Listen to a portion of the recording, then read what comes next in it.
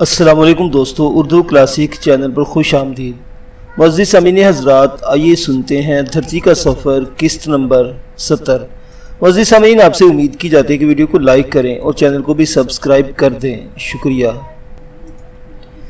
اگلے دن سالوین کے گھاٹ سے پڑاؤ اٹھایا اور ان راستوں کا سفر شروع ہو گیا جو موت کی طرح بھیانک اور خوفناک تھے، مگر نقشے کے مطابق ہمارے راستے طے شدہ اور منزلیں متعین تھیں۔ دگل، کریاپا اور بودھی نے جو معلومات فراہم کی ان میں کچھ اختلاف تھا، کیونکہ انہوں نے مختلف راستوں سے سفر کیا تھا، مگر ہم نے بودھی والے راستوں کو ترجیح دی تھی جن سے 15 برس پہلے ابو کی پارٹی گزری تھی۔ چلتے چلتے میں نے اپنے فوجی ساتھیوں صوبیدار خداداد خان، لائس نائک ہرنام سنگھ اور پرنس اندرا کے دونوں باڈی گارڈ ٹھاکر اجیت سنگھ اور رگھو رائے کو وہ نقشہ دکھایا جو رات تیار کیا گیا تھا اور بتایا کہ ہمیں اس نقشے کے مطابق سفر کرنا ہے۔ وہ سب نقشہ دیکھ کر دنگ رہ گئے۔ فوجی ہونے کے ناطے وہ اس اہمیت کو سمجھتے تھے اور اس بات پر خوش تھے کہ ہم نے بودھی، دگل اور کریاپا کی یادداشتوں کے ذریعے ایک اہم کام سر انجام دیا ہے۔ صوبیدار نے کہا، جنگ کا اصول یہ ہے کہ پہلے دشمن کے علاقے کے بارے میں معلومات حاصل کرو، اس کی کمزوریاں ڈھونڈو اور پھر ایڈوانس کرو۔ پرنسز کے باڈی گارڈز کا خیال تھا کہ نقشہ تیار کر کے ہم نے آدھی جنگ لڑے بغیر جیت لی ہے۔ ہرنام سنگھ بولا، ہوں آپا ویشیوں کا منہ ٹھاپ دیاں گے۔ آہستہ آہستہ نقشے کی خبر سب ساتھیوں تک پہنچ گئی اور سبھی ہماری اس کوشش پر مطمئن نظر آنے لگے۔ تموچا کی بستی تک ہمارے سفر کی 7 منزلیں تھیں اور ہمیں 7 دنوں میں وہاں پہنچنا تھا، مگر پہلی 4-5 منزلوں تک دن کو اور آگے دن کے بجائے رات کو سفر کرنا تھا۔ ہمارے کوکی ساتھیوں نے بھی محسوس کر لیا کہ سفر کے اوگٹ مرحلے شروع ہو گئے ہیں اور اب ان کی چوکسی کی گھڑیاں آ گئی ہیں۔ وہ اس سفر میں پہلے سے کہیں زیادہ مستعد نظر آ رہے تھے۔ نئے راستے مشکل بھی تھے اور خطرناک بھی، کہیں بلندی، کہیں پستی، کہیں ندی، کہیں نالے جو سب کے سب مشرق کی طرف بہتے تھے۔ خیر، آسام سے نکلتے ہی چین کے پروتوں کے درمیان ہم اتار چڑھاؤ اور ندی نالوں سے گزرتے رہے تھے، مگر نئے راستوں کے اتار چڑھاؤ کوئی اور ہی قسم کے تھے جن سے گزرتے ہوئے ایک عجیب سا ہول آتا تھا۔ پہلے ہی روز ایک خطرناک پہاڑی نالا بھی عبور کرنا پڑا جو کسی ندی کی طرح گہرا اور چوڑا تھا۔ ربڑ کی کشتی کے ذریعے جو اس سفر میں ہمارے لیے سفینہ نو ثابت ہوئی، ہم نے وہ نالا بھی عبور کر لیا جس میں پانی کی روانی بڑی تیز تھی۔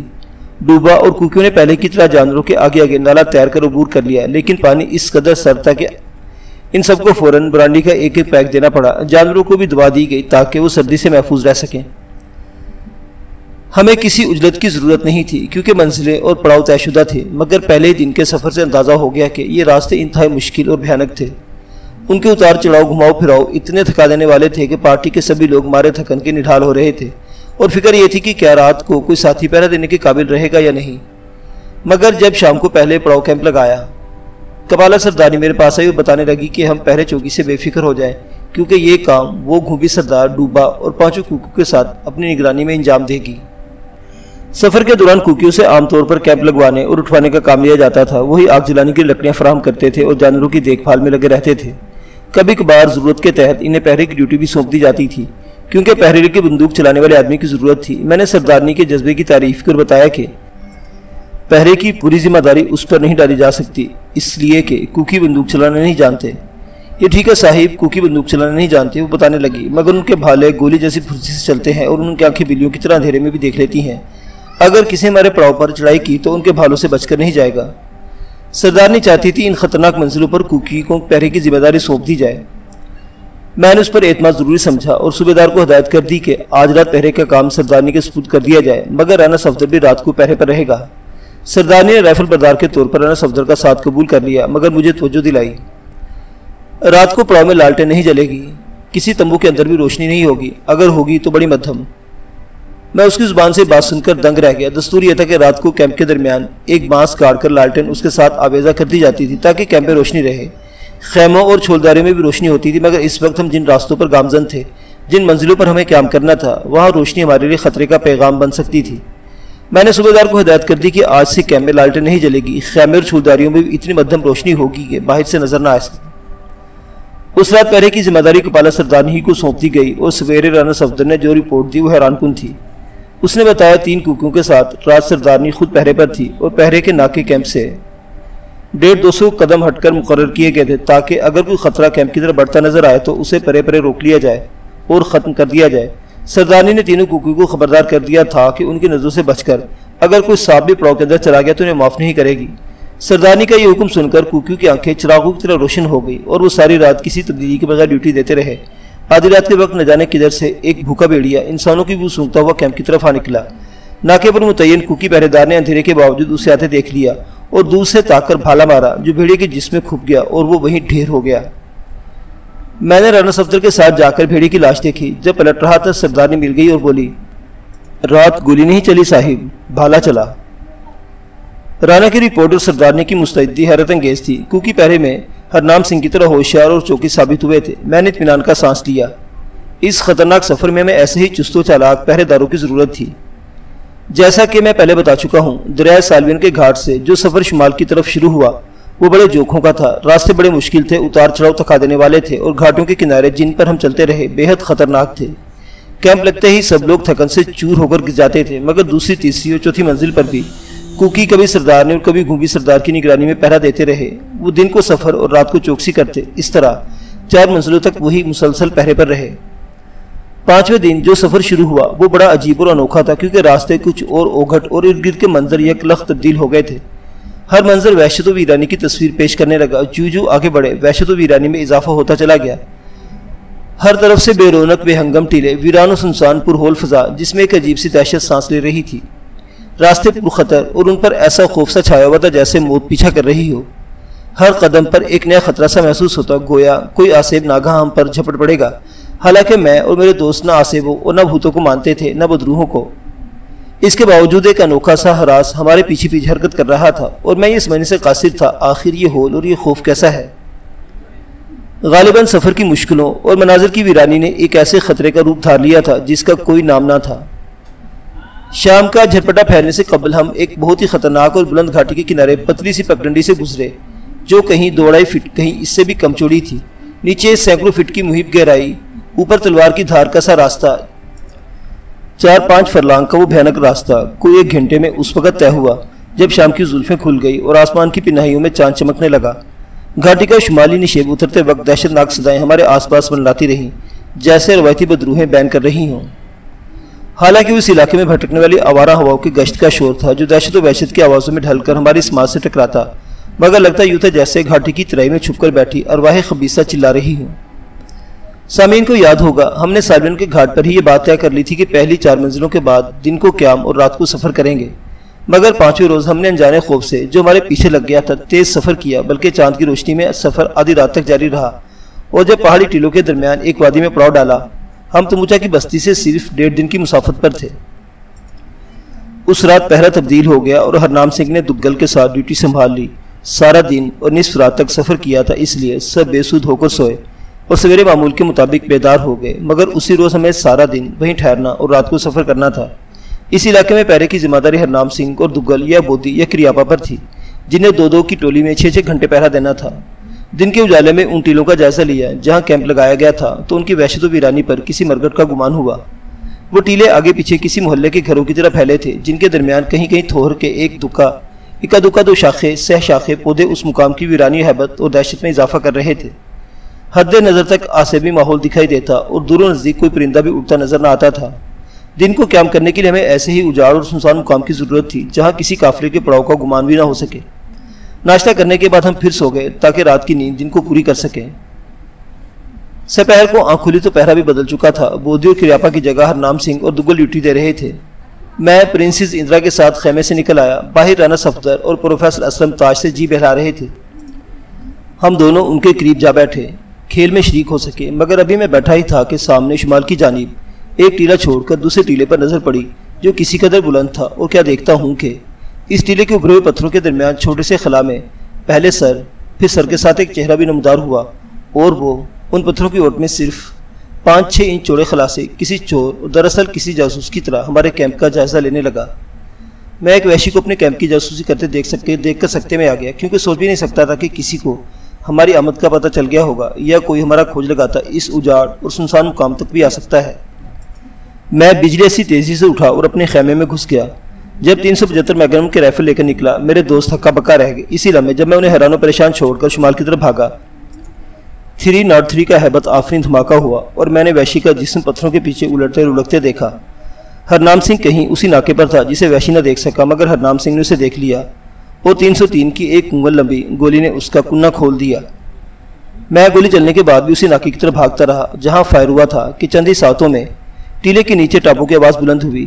میں اندھا دھند ٹیلا پھلانگتا چلا گیا اور فوراً ہرنام سنگھ کے عقب میں جا پہنچا، جس کی رائفل کی نالی گھوڑے پر فرار ہوتے کسی وحشی کا نشانہ لے رہی تھی۔ اچانک میں نے 70-80 فٹ اونچے ٹیلے سے اس گلی میں جو ٹیلوں کے درمیان پیدا ہو گئی تھی ایک وحشی کو گھوڑے پر سوار سنگلاخ ہموار زمین کی جانب سرپٹ بھاگتے دیکھا۔ ٹیلے کے کنارے کے پتھر اس پر فائر کرنے میں حائل ہو رہے تھے۔ پھر وہ 375 میگنم کی رینج سے بہرحال دور تھا، کیونکہ میرے اور اس کے درمیان فاصلہ اتنا زیادہ تھا کہ میرا اس پر فائر کرنا بیکار ہوتا۔ البتہ 303 چونکہ دور تک مار کر سکتی ہے، اس لیے ہرنام سنگھ ہولے ہولے اپنے رائفل کی نال کو سر پر بھاگتے ہوئے گھوڑے کے ساتھ ایڈجسٹ کر رہا تھا۔ اس نے میرے قدموں کی آہٹ سن لی تھی۔ میں نے کہا، ہرنام سنگھ، یہ وحشی بچ کر نہیں جانا چاہیے۔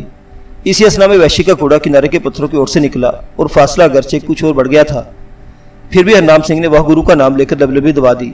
ایک لرزہ خیز دھماکہ ہوا اور وحشی گھوڑے سمیت سنگلاخ زمین پر گرا۔ گولی اس کی پشت میں لگی اور ریڑھ کی ہڈی کو توڑتی ہوئی جسم میں اتر گئی۔ گھوڑا رائفل کے دھماکے اور سوار کے بے ہنگم انداز میں لوٹنے کی وجہ سے توازن قائم نہ رکھ سکا اور ٹھوکر کھا کے اس کے ساتھ ہی زمین بوس ہوا۔ اتنی دور سے سر پر بھاگتے گھوڑے پر ہرنام سنگھ کے بے داغ نشانے کو دیکھ کر میں اشش کر اٹھا اور اس کے ساتھ ہی ٹیلے کے نشیب میں دوڑتا چلا گیا۔ ہرنام سنگھ نے دوسرے وحشی کا منہ کو ٹھپ دیا تھا۔ کیمپ میں زبردست ہلچل مچ گئی تھی۔ کپالا سردارنی میں اپنی کوکیوں سمیت بڑی تیزی کے ساتھ نکل کر اس جگہ پہنچ گئی جہاں گھوڑا اور سوار گرے تھے۔ اس نے زخمی اور جانبلب وحشی کو اپنے بھالے کی نگرانی میں لے لیا۔ کوکیوں نے فوراً گھوڑے کو قابو کیا، جبکہ تھوڑی سی جدوجہد سے اس دوسرے خالی گھوڑے کو بھی پکڑ لیا جس کا سوار بلند ٹیلے پر ہرنام سنگھ کی گولی کا نشانہ بنا تھا۔ ہمارے پیچھے پیچھے پرنسز اندرا اور اس کے body guards professor Aslam, Rana Safdar اور دگل بھی وہاں پہنچ گئے، اور دگل نے جو وحشیوں کی بولی کے چند الفاظ جانتا تھا، جانبلب زخمی سے کچھ پوچھنے کی کوشش کی مگر اس نے کوئی جواب نہ دیا۔ شاید وہ سخت اذیت اور جانکنی کی کیفیت میں مبتلا تھا، اس لیے کچھ کہے سنے سے معذور ہو گیا تھا، مگر دگل نے اچانک تموچا کا نام لیا۔ یہ نام سنتے ہی مرتے وحشی کے چہرے پر ایک دم حیرت کی لہر دوڑ گئی۔ پھر وہ لمحہ تو بڑی حیرت کا تھا جب ہم نے دگل کو ناگہاں چونکتے دیکھا۔ اس نے بھی وحشی کو پہچان لیا، کیونکہ وہ اپنی اسیری کے دنوں میں 23 راتیں تموچا کے محل میں رہا تھا، اور دم توڑتے وحشی کا چہرہ تموچا کے ان خاص پہرے داروں میں سے ایک کا تھا جو اس کی حفاظت و نگرانی پر مامور تھے۔ جیسا دگل نے بتایا، اس نے وہ چہرہ 3-4 بار وہیں دیکھا تھا۔ وحشی کے حلق سے بھی خوف کی چیخ اس لیے نکل گئی تھی کہ اس نے تموچا کا نام سننے کے بعد دگل پر توجہ کی نظر ڈالی تو اسے پہچان گیا تھا۔ دگل نے اس کا نام پوچھا، غار نشین کی قسم دی تو اس نے اپنا نام تورگا بتایا، مگر اپنے ساتھی کا نام نہ بتا سکا، کیونکہ اسی لمحے ایک دم اس پر نزا کی حالت طاری ہوئی اور فوراً ہی گردن ڈھلک گئی۔ یہ بات واضح ہو گئی کہ دونوں وحشی تموچا کے قبیلے سے تعلق رکھتے اور ہمارے کیمپ تک آ گئے تھے، مگر حیرت اس بات پر تھی کہ انہوں نے ہمارا کھوج کس طرح لگایا اور کیسے ان ٹیلوں تک پہنچ گئے جہاں ہم خود کو محفوظ سمجھ رہے تھے۔ پھر ہرنام سنگھ کی نظروں سے بچ کر کیمپ تک پہنچنا اور ٹیلے پر چڑھنا مزید حیرت انگیز تھا، تاہم اس کی تیز نظروں نے کچھ گڑبڑ محسوس کی اور معاملے پر فوراً ہی قابو پا لیا۔ اس روز ہرنام سنگھ نے جس ہوشیاری، مستعدی اور نشانے کی اعلیٰ مہارت کا ثبوت دیا وہ بہت کم دیکھنے میں آئی ہے۔ اگر وحشی سوار جو اپنے ساتھی کی ہلاکت پر بھاگ نکلا تھا بچ کر نکل جاتا تو جا کر وحشی کو ہمارے بارے میں خبردار کر دیتا، پھر نہ جانے صورتحال کیا ہوتی، مگر ہرنام سنگھ کی گولی نے اس کا راستہ تبدیل کر دیا اور بستی کی طرف لوٹنے کے بجائے اسے دوسری دنیا میں پہنچا دیا جہاں کوئی کسی کی جاسوسی نہیں کر سکتا۔ اس اثنا میں رانا صفدر، وکرم اور بودھی ٹیلے سے اس وحشی کی لاش بھی اتار لائے جو پہلے ہلاک ہوا تھا۔ اس کی کھوپڑی اٹھ گئی اور چہرہ مسخ ہو گیا تھا۔ ہرنام سنگھ نے پیشانی کا نشانہ لے کر گولی چلائی تھی جو ٹھیک نشانے پر بیٹھی تھی۔ ہم نے ٹیلوں کے ارد گرد گھوم پھر کر اچھی طرح دیکھ لیا، ان دونوں کا کوئی دوسرا یا تیسرا ساتھی نہ قرب و جوار میں وحشیوں کی کسی ٹولی کے آثار دکھائی دیے۔ پہلے یہی خیال گزرا تھا شاید آس پاس کہیں ان کا کوئی ایسا گروہ پوشیدہ ہو جو بھولے بھٹکے مسافروں کی تلاش میں پھرتا رہا ہے، مگر یہ خیال درست نہ تھا۔ پھر دونوں وحشی ناگہاں کہاں سے نکل آئے تھے؟ اچانک دگل کہنے لگا، صاحب یہ دونوں تموچا کے خاص آدمی تھے، ہو سکتا ہے غار والے نے اپنے حجرے میں بیٹھے بیٹھے ہمیں آتے دیکھ لیا اور تموچا کو آگاہ کر دیا ہو۔ دونوں وحشی اسی کے بھیجے ہوئے اور ہمارے بارے میں معلومات حاصل کرنے آئے تھے، مگر ہم نے انہیں واپس نہیں جانے دیا۔ تموچا کل تک ان کی واپسی کا انتظار کرے گی، جب یہ نہ لوٹے تو کچھ اور آدمی بھیجے گی۔ دگل نے اس خیال کا اظہار غار کے حوالے سے کیا تھا۔ مجھے اس کی بات پر قرینہ قیاس معلوم ہوئی۔ جو پرسرار تگائی کی طرح الگ تھلگ رہتا، تنہا رہتا، دھرتی اور آکاش کے درمیان جھانکتا اور ماضی، حال یا مستقبل کی تصویریں یا پرچھائیاں سے دیکھ لیتا، مگر مستقبل نے ہمارے لیے اپنے سینے میں کیا چھپا رکھا تھا؟ غار نشین اس کے متعلق کوئی قطعی علم نہ رکھا تھا۔ اگر اس نے ہمارے بارے میں کوئی دھندلی سی تصویر دیکھ لی تھی اور تموچا نے اسی تصویر یا پرچھائی کا حال معلوم کرنے کے لیے اپنے آدمی ہماری طرف بھیجے تھے، تو ہم نے اس کی معلومات اور پیغام رسانی کا سلسلہ توڑ دیا تھا۔ اب تموچا کے ساتھ غار والا بھی اندھیرے میں ہوگا۔ میں نے فوراً تموچا کی بستی کی طرف روانگی کا فیصلہ کر لیا تاکہ غار نشین کوئی اور دھندلی تصویر دیکھنے کا موقع نہ دوں۔ ہم نے دونوں وحشیوں کو گڑھے کھود کر دفن کر دیا کیونکہ ہمارے پاس ان کی لاشیں جلانے کا سامان تھا نہ وقت۔ ان کے دونوں گھوڑے میرے اور پروفیسر اسلم کی سواری کے کام آئے۔ وہ گھوڑے ان راستوں کو ہم سے بہتر طور پر جانتے تھے جدھر ہمیں جانا تھا۔ چاند کی روشنی میں ہم نے کیمپ اٹھایا اور اپنے پروگرام کے مطابق تموچا کی بستی کی طرف کوچ کیا جو وہاں سے 1.5 دن کی مسافت پر تھی۔ اب پارٹی کی رہنمائی میں خود کر رہا تھا اور میرا رہنما بودھی تھا جو ہرنام سنگھ کے ساتھ میرے آگے چل رہا تھا۔ ہمارا سفر کا انتہائی سنسنی خیز مرحلہ شروع ہو گیا تھا۔ تورگا اور اس کے ساتھی کو گڑھوں میں دفن کرنے کے بعد ہم نے پڑاؤ اٹھانے میں اس لیے جلدی کی تھی کہ وحشیوں کے غار نشین پیشوا کو ہماری تصویریں یا پرچھائیاں دیکھنے کا موقع نہ مل سکے اور اس سے پہلے کہ تموچا دوسرے خبر رساں ہماری طرف بھیجے ہم ناگہاں وہاں پہنچ جائے۔ دونوں وحشیوں کے گھوڑے جو غنیمت میں ہمیں مل گئے تھے قد کاٹ کے چھوٹے مگر بڑے سریع حرکت اور تیز رفتار تھے۔ میں تورگا کی سیاہی مال سرخ رنگ کے کمیت پر سوار تھا جسے دگل نے ملکہ تموچا کے رکھوالے کی حیثیت میں پہچانا۔ گھوڑا گرچہ اپنی پشت پر سوار کی تبدیلی محسوس کر رہا تھا مگر خود بخود اس راستے پر ہو لیا جو زرد وحشیوں کی بستی کو جاتا تھا۔ یہ وضاحت بھی کرتا چلوں کہ وہ راستے جن پر ہم نے سفر کیا معروف اصطلاح میں راستے نہیں تھے کیونکہ وہاں کوئی باقاعدہ راستہ تو تھا ہی نہیں، نہ کوئی پگڈنڈی تھی جو آگے جاتے پیروں کے نشان سے بن جاتی ہے۔ پروتوں، ٹیلوں، وادیوں اور گھاٹوں کے درمیان جو قدرتی حاشیے اور نشانات ابھر آتے ہیں یا پھر سفر کے لیے ہم جو سمتیں متعین کر لیتے انہیں راستے کہتے تھے۔ ہمارے پارٹی کے 3 آدمی پہلے بھی اس علاقے سے گزر چکے تھے۔ ان کے ذریعے ہم نے جو نقشہ تیار کیا تھا، جو سمتیں متعین کر لی تھی، چاندنی رات میں پارٹی انہی سمتوں یا راستوں پر رواں تھی۔ بودھی ہمارے آگے آگے ارد گرد کے ماحول کا باغور جائزہ لیتا اور بدلتے مناظر کو دیکھتا جا رہا تھا۔ اس کے اشاروں سے پتہ چلتا تھا کہ ہم ٹھیک سمت یا ٹھیک راستے پر آگے بڑھ رہے ہیں۔ اندازے کے مطابق تموچا کی بستی اب صرف 1.5 دن کی مسافت پر تھی اور یہ فیصلہ پیچھے پڑاؤ میں کر لیا گیا تھا کہ ہم اس بستی میں رات کو داخل ہوں گے۔ اس پروگرام کے مطابق ہمیں رات بھر تیز سفر کرنا اور دن چڑھے کسی ایسی جگہ قیام کرنا تھا جہاں کوئی ہمیں دیکھ نہ سکتا۔ اندیشہ صرف اس بات کا تھا کہ تموچا اپنے خبر رسانوں کی واپسی کا انتظار کرے گی اور جب وہ نہیں لوٹیں گے تب ضرور سوچے گی کہ وہ کسی مشکل میں گرفتار ہو گئے ہیں یا انہیں کوئی حادثہ پیش آ گیا ہے۔ اس صورت میں غار نشین سے کہے گی کہ ان کی یہ ہماری پرچھائیاں دیکھے اور معلوم کرے کہ ان پر کیا بپتا آ پڑی ہے۔ اگر اس نے غار میں بیٹھے بیٹھے ہمارے سفر کرتے دیکھ لیا تو تموچا کو ہمارے منصوبے سے آگاہ کر دے گا اور وہ اپنے بچاؤ کا پیشگی بندوبست کر لے گی۔ ہماری جیت اسی میں تھی کہ وحشی ہمارا منصوبہ نہ جان سکیں اور غار والا ہماری تصویریں اور پرچھائیاں نہ دیکھ سکیں۔ تنہائی کا چلہ کاٹنے اور پرچھائیاں دیکھنے والے زمین میں اسی طرح جھانک لیتے ہیں جس طرح روح دیواروں کے آر پار دیکھ لیتی، بلکہ ان کے درمیان کسی دروازے کے بغیر گزر بھی جاتی ہے۔ ہمیں غار نشین کی پرچھائیاں دیکھنے والی آنکھ سے بچنا اور اس کی دوسری کوشش سے پہلے بستی میں داخل ہونا تھا، اس لیے اوگٹ راستوں کے باوجود سفر کی رفتار تیز تھی۔ گزشتہ 2 دن سے ہم جس علاقے میں سفر کر رہے تھے اس کی وحشت و ویرانی کا حال ماسبق میں بیان کر آیا ہوں۔ ایک انجانا خوف و ہراس ہمارے ساتھ ساتھ چل رہا تھا، لیکن جن راستوں پر ہم ٹھنڈے چاند کے نیچے سفر کر رہے تھے ان کی ویرانی اور وحشت اپنی مثال آپ تھی۔ اگرچہ ہم ایسے اونچے اور برفپوش پروتوں سے گزر چکے تھے جہاں کوسوں آبادی کا نام و نشان اور گنگے پہاڑوں کا گھمبیر سناٹا ایک عجیب سی وحشت اور خوفناک تنہائی کا احساس دلاتا تھا جو ہمارے قدموں کی چاپ اور ہماری اپنی آوازوں سے ٹوٹتا رہا، مگر اس علاقے کا سناٹا اونچے پروتوں کے سناٹے سے کہیں زیادہ پرہول اور اس کی تنہائی اجاڑ شمشانوں اور قبرستانوں کی تنہائی سے زیادہ دہشت انگیز تھی۔ کسی شمشان میں اندھیری رات کو پیپل کے پتے بھی ہوا سے کھڑکتے ہیں تو آدمی اس خیال سے کانپ اٹھتا ہے کہ چڑیلیں تالیاں بجا رہی ہیں یا بھوت ڈھول پیٹ رہے ہیں، اور اس تصور سے بدن کے رونگٹے کھڑے ہو جاتے ہیں۔ حالانکہ دنیا میں کسی ایسی مخلوق کا وجود نہیں اور بھوتوں کی خوفناک شکلیں، لمبی لمبی چوٹیاں یا چڑیلوں کے الٹے پیر انسان کے اپنے ہی خوف کی تصویریں ہوتی ہیں۔ اس کے باوجود میں اعتراف کرتا ہوں کہ اس علاقے کی دہشت و ویرانی کا ہولناک احساس اور عجیب سی تنہائی کا دہشتناک سناٹا میرے اعصاب کو بھی مزمل کیے دیتا تھا۔ یوں لگتا تھا کہ کوئی غیر عرضی مخلوق وہاں بسیرا لیتی ہو۔ چاندنی راتوں میں سفر عموماً خوشگوار ہوتا اور چاندنی میں ڈوبے مناظر کی جھلک دل و نگاہ کو فرد کا سامان ہوتی ہے، کیونکہ پیغمبروں اور ملہموں اور شاعروں کے دل بھی چاندنی راتوں میں بیدار ہوتے اور کائنات کی دلکش نمود اور بالیدگی پر خالق کائنات کی حمد و ثنا کرتے ہیں۔ لیکن وہ علاقہ جس میں ہم سفر کر رہے تھے خوف و ہراس کی تصویر پیش کر رہا تھا، بلکہ اس علاقے پر چاروں کھونٹ تنا ہوا آسمان اور آسمان پر چمکتا ہوا چاند بھی زرد اور اداس اور سہما سہما سا دکھائی دے رہا تھا، جیسے کسی خوف سے اس کا رنگ پیلا پڑ گیا ہو۔ ویران پہاڑوں، ٹیلوں، گھاٹیوں، میدانوں میں زرد چاندنی دھوپ چھاؤں کا منظر پیش کر رہی تھی۔ ہر آن یہ دھڑکا محسوس ہوتا تھا کہ کسی چھاؤں، کسی تاری ٹکڑی یا کسی ٹیلے کی اوٹ سے نکل کر کوئی اندیکھی مخلوق ناگہاں ہم پر جھپٹ پڑے گی۔ عجیب بات یہ ہے، یہ احساس پارٹی کے ہر شخص کے ذہن کو پریشان کر رہا تھا کہ یہ علاقہ کسی غیر عرضی مخلوق کا مسکن ہے۔ ہر آدمی چوک چوک جاتا اور کوکی لوگ جو بھوتوں چڑیلوں کی خیالی مورتیاں بناتے ان کی پوجا کرتے، بڑے خوفزدہ نظر آتے تھے۔ آڑے تیرچھے کٹے پٹے ٹیلوں کے درمیان نمودلی چٹانیں یوں دکھائی دیتی تھی جیسے بھوتوں کی لمبی لمبی چوٹیاں اوپر اٹھی آسمان کو چھو رہی ہوں۔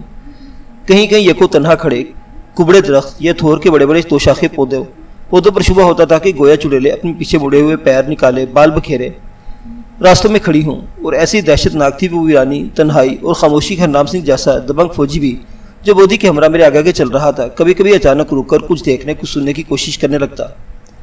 پرنسز اندرا جس کے دونوں باڈی گارڈ اس کے دائیں چل رہے تھے اپنا گھوڑا بڑھا کے میرے قریب آ گئی اور خوف کے لہجے میں بولی، کتنا ڈینجرس اور ہوریبل علاقہ ہے، جیسے بھوتوں اور چڑیلوں کا نگر ہو۔ اگرچہ میں خود ایک عجیب سی وحشت محسوس کر رہا تھا مگر اندرا کا دھیان کسی اور طرف موڑنے اور حوصلہ بڑھانے کے لیے کہا، ہمیں خطرہ بھوتوں اور چڑیلوں سے نہیں زرد وحشیوں سے ہے، وحشی بھی بھوتوں سے ڈرتے ہوں گے، شاید وہ خود بھی بھوت ہوں۔ اندرا نے محسوس کیا میں بات کسی دوسری طرف لے جا رہا ہوں۔ ہرنام سنگھ سے پوچھنے لگی، ہرنام سنگھ کیا تم بھوتوں اور چڑیلوں کو مانتے ہو؟ اس نے پلٹ کر جواب دیا، سرکار آپا نے آج تک کسی بھوت اور چڑیل کے درشن نہیں کیتے پر سنیا ہے کہ چھلیڈا ہوتا ہے۔ اب سوال میں نے کیا، کبھی چھلیڈا دیکھا ہے تم نے؟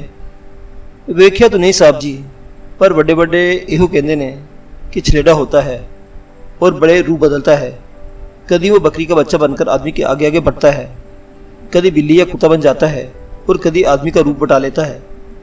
بودی جو ہماری باتیں سن رہا تھا اچانک پلٹا اور اشاروں سے بتانے لگا کہ 15 برس پہلے جب وہ صاحب کی پارٹی کے ساتھ اس علاقے سے گزرا تھا تب بھی سب لوگ خوف محسوس کرتے تھے، اور مسز ٹیلا سونیا تو اپنے سینے پر بار بار کراس کا نشان بناتی اور کہتی تھی، یہ بھوتوں اور بدروحوں کا علاقہ ہے، کیا کسی بھوت اور بدروح کا راستہ روکا تھا؟ میرے سوال پر بودی نے انکار میں سر ہلایا تو میں نے کہا، جب ایسی کوئی مخلوق ہوتی ہی نہیں تو راستہ کون روکتا؟ یہ بھوت پریت چڑیلے بدروہیں آگ کی بتیاں چھلیڈے چھلاوے صرف ان پڑھ جاہلوں کو نظر آتے ہیں، آج تک کسی پڑھے لکھے اور صحیح دماغ آدمی نے ان چیزوں کا ذکر نہیں دیکھا۔ میری آواز اونچی تھی تاکہ سب لوگ جو پیچھے آ رہے ہیں سن لے، وہ دہشت انگیز خاموشی کا خوف دور ہو جو چپکے دلوں کو ڈسے جا رہا تھا۔ ناگہاں بودی چلتے چلتے ایک جھٹکے سے رکا اور ہاتھ سے دور ایک کبڑے درخت کی طرف اشارہ کیا جس کے ارد گرد شاخے سہ شاخے تھوروں کی جھرمٹ سا نظر آ رہا تھا۔ اس نے درخت کے پیچھے کوئی پرسرار حرکت دیکھی تھی۔ ہم بھی رک گئے، مجھے یوں لگا کہ کوئی درخت کے پیچھے چھپ کر ہمیں دیکھ رہا ہے۔ ہرنام سنگھ نے جس کی نظر چیتے اور بلی کی طرح تیز تھی رائفل سیدھی کر لی، شاید اسے بھی کچھ نظر آ گیا تھا۔ سرگوشے نے لہجے میں بولا، سانوں کوئی دیکھ رہا ہے۔ میرا قیاس تھا کوئی درندہ ہوگا۔ میں نے بھی 375 میگنم سنبھال لی۔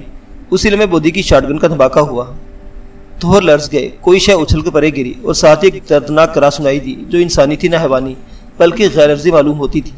میں نے گھوڑے سے چھلانگ لگائی اور ہرنام سنگھ اور بودی کے ساتھ اس کبڑے درخت کی طرف یہ دیکھنے کے لیے بھاگا کہ کون ہلاک ہوا ہے۔ اس جگہ ایک کٹی پھٹی اونچی چٹان کا سایہ پڑ رہا تھا۔ میں نے ٹارچ کی روشنی پھینکی تو اس روشنی میں یہ دیکھ کر ہم تینوں دم بخود رہ گئے کہ تھوروں کے درمیان ہڈیوں کا ایک انسانی پنجر کے سوا اور کچھ نہ تھا، جس کی کھوپڑی گولی کی ضرب سے اچھل کر دور جا پڑی تھی اور کئی ٹکڑوں میں بکھر گئی تھی۔ اس المناک منظر نے ہمیں خوفزدہ کر دیا کہ بودی نے ایک بوسیدہ انسانی ڈھانچے پر گولی چلائی جو کئی سال پرانا معلوم ہوتا تھا، لیکن اس مومن نے مزید حیرت میں ڈال دیا کہ ایک بوسیدہ ڈھانچے پر ہمیں نقل و حرکت کا گمان کیوں کر ہوا اور وہ غیر عرضی کرا کیسی تھی جو فائر کے بعد سنائی دی تھی۔ ہرنام سنگھ گھبرا کے بولا، صاحب جی پھر وہ ہوکا کس کا تھا؟ ہڈیوں کا پنجر تو ہوکے نہیں بھر سکتا۔ میرے پاس اس سوال کا کوئی جواب نہ تھا کیونکہ ایک دردناک کرا میں نے بھی سنی تھی اور ابھی تک یہ بات سمجھ میں نہیں آ رہی تھی کہ آخر وہ ہیولا سا کیا تھا جس کی حرکت پر ہم تینوں نے دیکھی اور ہڈیوں کے ایک پنجر سے کرا کس طرح نکلی۔ ہرنام سنگھ خود ہی کہنے لگا، ہو سکتا ہے جب گولی سے پنجرے کی کھوپڑی اڑ گئی تو اس پنجرے کی آتما نے ہوکا بھریا ہو۔ میں نے سنیا ہے آدمی کا جسم مر جاتا ہے پر آتما نہیں مرتی۔ اس بات نے مجھے چونکا دیا۔ بعض لوگ سمجھتے ہیں کہ روح صرف جسم میں زندہ رہتی ہے، حالانکہ روح جسم کے اندر یا باہر کبھی نہیں مرتی۔ روح کے بارے میں صدیوں قبل بلکہ ہزاروں برس پہلے بھی لوگ پوچھتے رہے کہ وہ کیا ہے اور جب جسم سے نکلتی ہے تو کہاں چلی جاتی ہے۔ روح کو امر ربی قرار دیا گیا جو خدا کے حکم سے کسی دوسری اور اندیکھی دنیا میں منتقل ہو جاتی ہے، مگر کسی روح کا جسم سے نکل جانے کے بعد اس فانی دنیا میں لوٹ آنا اور اپنی ہڈیوں کے ڈھانچے یا مقام اجل کے آس پاس ملنانا صرف میرے مسلمات کے خلاف بلکہ عقل و فکر سے بعید تھا۔ ضرور اس دردناک سی کرا کا معمہ کچھ اور ہی تھا جسے ہم سمجھ نہیں پا رہے تھے۔ پرنسز اندرا، پروفیسر اسلم اور پرنسز کے دونوں باڈی گارڈ بھی اس کبڑے درخت اور تھوروں کے پاس پہنچ گئے جہاں ایک حیرت انگیز واقعہ پیش آیا تھا۔ پروفیسر نے اس معاملے کو کسی اور ہی طرح حل کیا۔ انہوں نے بتایا کہ گولی کی ضرب سے صرف کھوپڑی پاش نہیں ہوئی بلکہ پورا ڈھانچہ درہم بھرم ہو گیا اور ہڈیاں ایک دوسرے سے ٹکرا گئی۔ ہڈیوں کے اس ٹکراؤ سے جو آواز پیدا ہوئی وہ ایک دردناک سی کرا یا مدھم سی چیخ میں ڈھل گئی جسے ہم نے سنا۔ انہوں نے ایک اور عجیب انکشاف کیا کہ اس علاقے میں پہاڑی ٹیلوں اور کٹی پٹی چٹانوں کی پوزیشن کچھ ایسی ہے کہ مکمل خاموشی اور تنہائی کی وجہ سے آواز میں گونج پیدا ہوتی ہے۔ چنانچہ بودی کی شاٹ گن کی گونج اتنی زبردست تھی کہ اس پر 375 میگنم کے دھماکے کا شبہ ہوا تھا۔ شاید پروفیسر کا استدلال درست ہی تھا کہ جس کے مطابق ہڈیوں کی آواز کو ہم ایک دردناک کراہ یہ چیخ سمجھ بیٹھے۔ ممکن ہے اس میں نفسیاتی خوف کا بھی اثر ہو جو ان راستوں پر ہمارے ساتھ ساتھ چل رہا تھا۔ اچانک ہرنام سنگھ نے ہمیں ایک بار پھر چکایا۔ صاحب جی، یہ ڈھانچہ کسی پردیسی کا جابطہ ہے جس کو ویشو نے مار کر یا سوڑ دیتا۔ جس وقت گولی چلی اور آپا نے کھوکا سنیا تو انج لگا جیویں اس ڈھانچے نے فریاد کیتی ہو، اور فریاد ایک کیتی ہو کہ میری ہڈیوں کو دفن کرتے جانا۔ مجھے ہرنام سنگھ کا یہ خیال بہت پسند آیا۔ بہرحال وہ ایک انسان کا ڈھانچہ تھا اور انسانیت کے ناطے ہمارا فرض تھا کہ اسے عزت و احترام کے ساتھ مٹی میں دبا دیں تاکہ انسانی ہڈیاں مزید خوار نہ ہوں اور انہیں دھرتی کے پیٹ میں تھوڑی سی جگہ مل جائے۔ ہرنام سنگھ کی بات کو سبھی نے سراہا۔ چنانچہ اسی کبڑے درخت کے پاس ایک قبر کھودی گئی اور انسانی پنجر کو اس کھوپڑی کے تمام ٹکڑوں اور ریزوں سمیت دفن کر دیا۔ جب ہم پنجر دفن کر رہے تھے ناگہاں مجھے یاد آیا کہ 15 برس قبل ابو نے بھی غاروں کے شہر میں سر ہنری ان کے ساتھیوں کے پنجر دفن کیے تھے۔ اس خیال کے ساتھ ہی میرے ذہن میں یادوں کے تابوت ایک ایک کر کے کھلتے اور بند ہوتے چلے گئے۔ اس نئی مماثلت نے جس میں ایک نئی سنسد دوڑا دی یوں محسوس ہوا جیسے خون کے بجائے میرے جسم سے پرانی یاداشتیں گزر رہی ہو۔ ہر شخص کے پیدا ہونے کی ایک جگہ اور مرنے کی ایک جگہ ہوتی ہے۔ وہ شخص جس کی قبر اس پرہول مقام پر بنا دی گئی، نہ جانے کس مذہب سے کس ملک سے تعلق رکھتا، اس کے ساتھ کیا حادثہ پیش آیا تھا، لیکن اسے وہی مرنا اور وہی دفن ہونا تھا۔ اسے دفن کر کے پلٹ رہے تھے تو میں نے سسکی کے لہجے میں ایک لفظ سنا، شکریہ، اور چونک سا گیا۔ اب ڈھانچہ اپنی قبر سے بول رہا تھا۔ یہ آواز میرے اپنے ہی ذہن کی کسی گوشے سے نکلی تھی۔ میں نے تیزی سے اس جانب حرکت کی جہاں ڈوبا میرے اور پرنسس کے گھوڑے کی لگامیں تھامے کھڑا تھا۔ میرے پیچھے پیچھے سب لوگ پلٹ آئے اور پارٹی پھر آگے بڑھی۔ میں ایک بار پھر اعتراف کرتا ہوں کہ جو ہم آگے بڑھے ماحول کی وحشت و سنگینی میں اضافہ ہوتا گیا۔ وہ دھرتی اس دھرتی کا آسمان اجنبی سا لگ رہا تھا، مگر بات صرف فضا کی اجنبیت پر ختم نہیں ہو جاتی۔ ایک نامعلوم سا خوف، ایک انجانا سا ہو جس کا کوئی نام نہ تھا، جس کے کوئی معنی نہ تھے، ہمارے رگوں پہ میں سرایت کرنے لگا، اور پارٹی کا ہر فرد اس دہشت انگیز ماحول میں غالباً یہی سوچ رہا تھا کہ جانے اس سفر کا انجام کیا ہوگا، اور یہ سوچ کر ایک طبی تقاضے کا عمل تھا، کیونکہ جب آدمی مقابلہ کے میدان میں پہنچ جاتا ہے جہاں دو حریفوں میں سے ایک کو بہرحال مرنا ہو تو انجام کا دھڑکا بھی بڑھ جاتا ہے۔ میں اپنے سامعین کو بتایا ہوں کہ شکاری جب جنگل میں داخل ہوتا ہے اپنی نصف زندگی پیچھے چھوڑ جاتا اور صرف نصف زندگی اس کے ساتھ جاتی ہے۔ ہم ایک ایسے درندے کا شکار کھیلنے آئے تھے جو ہاتھی سے 5 گنا بڑا اور انتہائی خطرناک تھا، کیونکہ گولی اس کے جسم پر اثر نہیں کرتی تھی۔ اس لیے ہماری زندگیوں کو جنگل کے خطروں سے کئی گنا بڑے خطرے لاحق تھے۔ ہم ان خطروں سے ہراساں نہیں تھے، کیونکہ جو کچھ ہمیں پیش آنے والا تھا اس کے لیے تیار ہو کر نکلے تھے، اور ہر شخص جانتا تھا سانپ کے بل میں ہاتھ ڈالنے کا کیا نتیجہ ہوتا ہے۔ اس کے باوجود وہ خوف، وہ ہول، وہ ہراس جو ان ویران راستوں پر ہمارے ساتھ حرکت کر رہا تھا غالباً اس انجام کی پہلی لہر تھی جس سے ہم دوچار ہونے والے تھے۔ گھوڑے پر بیٹھے بیٹھے میں نے ویشیوں کے غار نشین پیشوا کے بارے میں بھی سوچ رہا تھا جو اس وقت 100 سال سے اوپر کا ہو چکا تھا۔ 15 برس پہلے جب دگل کو تموچا کے ساتھ بلاس کی اجازت حاصل کرنے کے لیے غار والے کے سامنے پیش کیا گیا، اس کی عمر 90 برس کے لگ بھگ تھی۔ اب وہ 1 صدی کی لکیر عبور کر چکا اور غار میں بیٹھا ہماری تصویریں اور پرچھائیاں دیکھنے کی کوشش کر رہا ہوگا۔ اس کا ہمیں دیکھ لینا یا ہمارے سفر کی دھندلی سی شکل معلوم کر لینا بھی اچھا نہیں تھا۔ اس اندیشے نے مجھے اپنی لپیٹ میں لے رکھا تھا، اور اداس چاندنی رات میں یہی اندیشہ میرے ساتھ ساتھ چل رہا تھا۔ اس رات ہمیں تیز اور زیادہ سے زیادہ مسافت طے کرنا تھی تاکہ صبح تک ویشو کی بستی کے جس قدر قریب پہنچ سکے پہنچ جائیں۔ آنے والے کسی بری وقت سے صرف وہی تدبیر بچا سکتی تھی جس کے مطابق ہمیں غار والے کی آنکھ سے چھپ کر رہنا اور ناکہ بستی میں داخل ہونا تھا۔ اندیشے اور خطروں میں لپٹی رات بھی اپنی گردش کی منزلیں طے کر رہی تھی۔ تیسرے پیر جب چاند غروب ہوا ہم اسی چٹان سے کوئی 2-2.5 میل دور تھے جو ویشو کے علاقے میں کسی اونٹ یا زرافے کی طرح لمبی گردن اٹھائے آسمان کے سینے میں جھانک رہی تھی۔ ڈوبتے چاند کی زرد روشنی میں اس چٹان کو دیکھ کر پتہ چلا کہ نقشے کے مطابق ہم نے ٹھیک سفر کیا اور ویشو کے علاقے میں پہنچ گئے ہیں۔ اسی نیرنگ زمانہ چٹان سے تموچا کی مملکت شروع ہوتی تھی۔ مغرب کی جانب ایک ویران پٹی کوئی 1.5 میل تک چلی گئی تھی جس کے پرے ریگستان کے آثار دکھائی دے رہے تھے۔ دگل اور کریاپا نے ریگستان کے حاشیے پر کسی بن مانس کا سایہ دیکھا اور اپنا رخ بدل دیا تھا۔ مغربی صحرا اور زرافہ کی مانند لمبی گردن والی چٹان کے درمیان قطع عرضی ویران و دہشت کو منظر پیش کرتا تھا، اور اسی دہشت میں چھتری جھاڑیوں کے بیچ پانی کا ایک چشمہ مشرق سے مغرب کی طرف بہہ رہا تھا۔ دگل اور کریاپا اسی چشمے پر ویشوں کے پھندے میں پھنس گئے تھے۔ صبح صادق طلوع ہو رہی تھی جب اس چشمے کو عبور کر کے ہم زرافے کی گردن جیسی لمبی چٹان کی طرف ہو لیے۔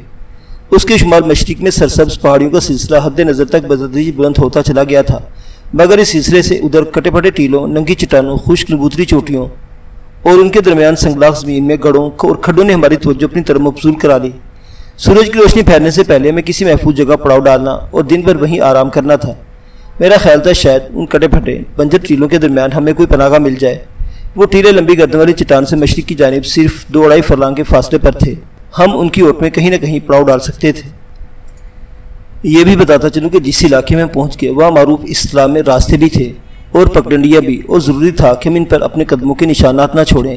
زرافہ نما چٹان اس راستے پر واقع تھی جو تموجہ کی بستی کو جاتا تھا۔ جب ہم اس راستے کو چھوڑ کر کٹے پھٹے بنجر ٹیلوں کی طرف بڑھے تو اس بات کا خاص خیال رکھا تھا کہ کوئی نشان نہ رہے جس سے ہماری نشاندہی ہو سکے۔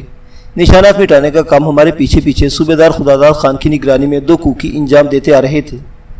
سورج ابھی طلوع نہیں ہوا تھا کہ نبوتی چٹان سے گزر کر ہم ننگی چٹانوں اور کٹے پھٹے ٹیلوں کے حلقے میں پہنچ گئے۔ وہاں زمین پر چھوٹے چھوٹے گڑھے بے شمار تھے، مگر ذرا آگے بڑھے تو نبوتی چوٹیوں والے ٹیلوں کے درمیان ایک گہری طویل کھائی نظر آئی جو کم از کم 1500 فٹ گہری اور 12-13 فٹ چوڑی، قریباً 1 فرلانگ لمبی اور مشرق کی جانب بتدریج تنگ ہوتی چلی گئی تھی۔ اس کی دونوں دیواروں میں چند کھڈے بھی تھے اور اپنے چوڑے دہانے کھولے دکھائی دیتے۔ وہ ایک بہترین قدرتی کمینگاہ تھی جس میں ہم ایک دن آسانی کے ساتھ چھپ کر گزار سکتے تھے۔ پرنسز اندرا اور صوبیدار نے اس جگہ کا دفاعی نقطہ نظر سے جائزہ لیا اور پڑاؤ ڈال دینے کا مشورہ دیا۔ کھائے میں داخل ہونے کا راستہ مشرقی سمت سے تھا جہاں وہ بتدریج تنگ ہوتی صرف 5-6 فٹ چوڑی رہ گئی تھی اور ڈھلان کسی شکل اختیار کر گئی تھی۔ کوکیوں نے خچروں اور گھوڑوں کو کھائی میں ہانک دیا۔ ٹھیک اسی لمحے مشرقی افق کو سورج کا سرخ گولا ابھرا اور بودھی دگل کی ریاپا ایک ٹیلے کے حاشیے پر کھڑے ہو کر مجھے شمال کے رخ اونچے پربتوں اور ٹیلوں اور پہاڑیوں سے پرے بہت دور عمودی چٹانوں کا وہ حصار دکھائی دینے لگے جو وحشیوں کا بندی گھر کہلاتا تھا۔